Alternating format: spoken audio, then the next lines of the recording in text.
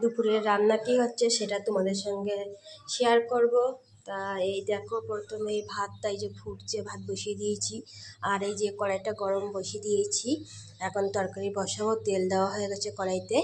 আর এই যে আগে শাকটা বসাবো, এই কলমি শাক কেটে রেখেছিলাম রাত্রে, কলমি শাকটা বসাবো এখন। আর এই চিংড়ি মাছ নিয়েছিলাম কালকে। কি করব, আমরা গরিব মানুষটাই, আমরা ছোট ছোট মাছ খেতে পারি। এই যে যখন যা পাই আমরা তখন তাই খাই। আমরা তো হাই লেভেলের মানুষ না, আমরা গরিব, যখন যা জোটে তখন তাই খাই। এই চিংড়ি মাছ দিয়ে এই যে আমাদের ঝিঙে আলুর তরকারি হবে।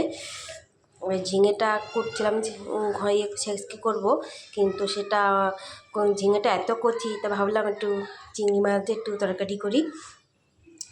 তাই এই যে রান্না কী করবো, আমরা যখন যা পাই আমরা তখন সেটাই খাই। আমরা সবসময় ভালো মন্দ খাওয়ার চেষ্টা করি না, কারণ আমরা তো হাই লেভেল না, আমরা তো গরিব। এবার আমাদের ভিডিও যদি তোমাদের ভালো লাগে তা সাবস্ক্রাইব করে, কমেন্ট, লাইক করে পাশে থাকবে। টাটা।